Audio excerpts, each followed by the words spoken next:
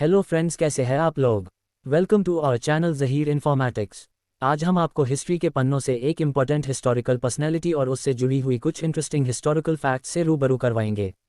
क्या आप लोग जानते हैं कि इतिहास में एक व्यक्ति ने महज 20 साल की उम्र में पूरी दुनिया पर कब्जा करने का सपना देखा था और वह अपने इस मंसूबे में काफ़ी हद तक कामयाब भी हो गया था। इससे पहले कि मैं उस व्यक्ति का नाम बताऊं, आप मेरे चैनल पर अगर नए हैं तो नीचे दिए गए सब्सक्राइब बटन को दबाकर हमें ऐसे ही इंटरेस्टिंग कंटेंट बनाने के लिए मोटिवेट करें।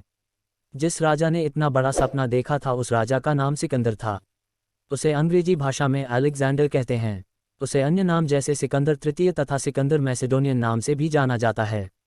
सबसे पहले उसे महान की उपाधि एक रोमन राइटर ने दिया था जिसे हम प्लॉटस के नाम से जानते हैं।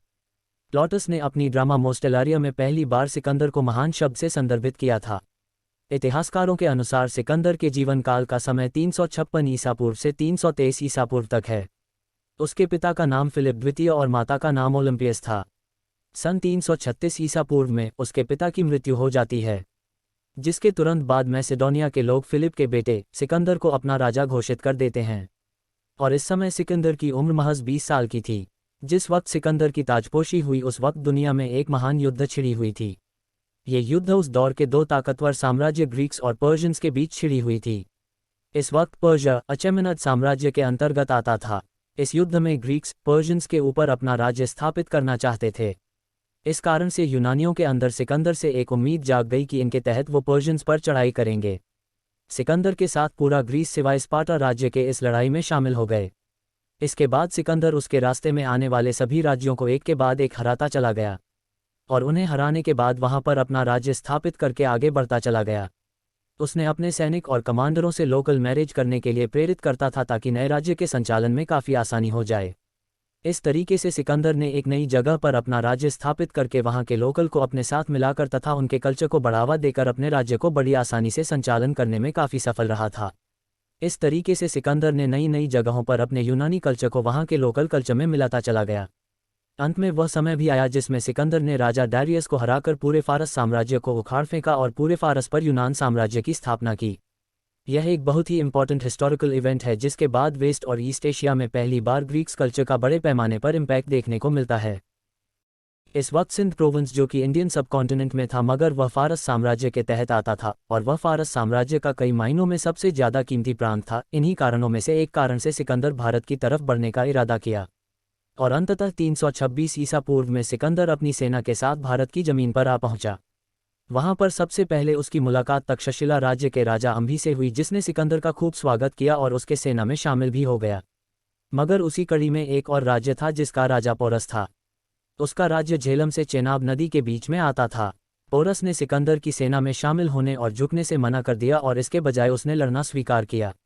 अंत में उसने बहुत ही बहादुरी से सिकंदर के खिलाफ लड़ाई लड़ी मगर इस लड़ाई में वह हार जाता है। इसे हम बैटल ऑफ झेलम या बैटल ऑफ विटिस्टा भी कहते हैं क्योंकि विटिस्टा झेलम नदी का प्राचीन नाम था। इस युद्ध को ग्रीक स्रोतों में बैटल ऑफ हाइडिस्प्स भी कहा जाता है। हालांकि इस लड़ाई में पोरस सिकंदर के सैनिकों से हार जाता है मगर वह अपने बहादुर विचारों से सिकंदर के दिल पर जीत हासिल कर लेता है। इस लड़ाई को देखकर सिकंदर पोरस से बहुत इम्प्रेस हुआ जिसके बाद उसने उसको उसका राज्य सौंप दिया और उसको वहां पर अपना कमांडर बनाकर आगे बढ़ गया। जब वह 20 नदी पर पहुंचा तो उसके सैनिक आगे बढ़ने से मना करने लगे। सिकंदर के सैनिकों ने आगे बढ़ने से क्यों मना किया, इसके पीछे कई कारण हो सकते हैं मगर कुछ प्रमुख कारण ये हैं। सबसे पहला कारण इंडिया का जियोग्राफिकल और एनवायरमेंटल कंडीशन, क्योंकि इंडिया एक सब ट्रॉपिकल कंट्री है जहां पर गर्मी ज़्यादा पड़ती है और सिकंदर के सैनिक ठंडे देश से आए थे और उन्हें इस गर्मी में लड़ाई करने में काफ़ी ज़्यादा मुश्किलों का सामना करना पड़ रहा था। दूसरा कारण ये था कि उसके सैनिक लगातार 10 सालों से एक लंबी लड़ाई लड़ रहे थे जिस कारण से वह काफ़ी ज़्यादा थक चुके थे। मगर इस थकान से भी ज़्यादा भारी उनके दिमाग में एक डर बनने लगा था और यही डर उसके सैनिक के पीछे हटने का तीसरा कारण था। उस वक्त भारत में एक बहुत मजबूत राज्य मौजूद था जिसे हम नंदा साम्राज्य से जानते हैं जो कि उस वक्त धनानंद राजा के अधीन था। इस साम्राज्य के ताकत के किस्से फारस साम्राज्य तक फैले हुए थे। इस ताकत का स्वाद सिकंदर ने भारत में घुसते ही सबसे पहले पोरस के हाथों चख लिया था। इन्हीं 3 मुख्य कारणों से सिकंदर के सैनिक आगे बढ़ने से मना कर दिए।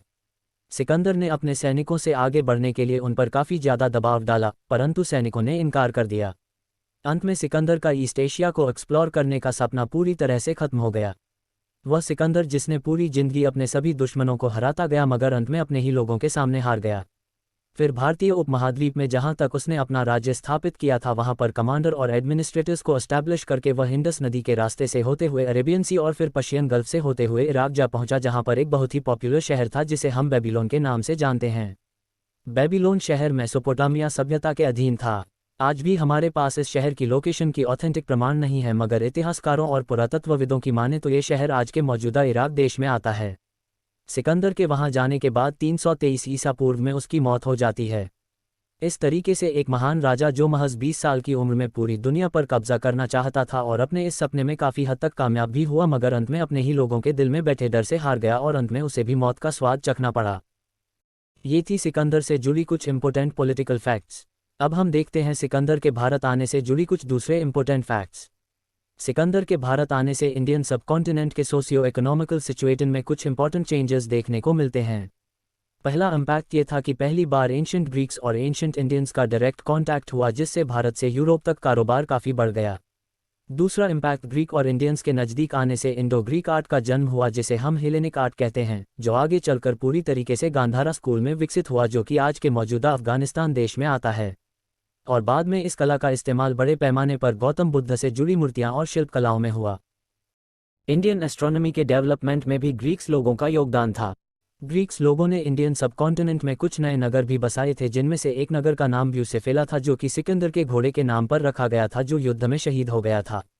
इंडियन सबकॉन्टिनेंट में पहली बार सोने के सिक्कों का प्रयोग छोटे पैमाने पर भी ग्रीक्स के आने के बाद ही देखने को मिला। ऐसे ही और भी कई सारे यूरोपियन असर हमें भारतीय समाज पर सिकंदर और उसके ग्रीक साथी के भारत आने के बाद देखने को मिलते हैं। तो फ्रेंड्स, ये था सिकंदर से जुड़ा हुआ कुछ इंपॉर्टेंट फैक्ट्स एंड इन्फॉर्मेटिक्स जो मैंने आपके सामने प्रस्तुत किया। यह वीडियो आपको कैसा लगा, आप नीचे कमेंट बॉक्स में शेयर कर सकते हैं। अगर आपको यह वीडियो पसंद आया तो इस वीडियो को लाइक और शेयर करें, और अगर आप हमारे चैनल पर नए हैं तो चैनल को सब्सक्राइब करना ना भूलें।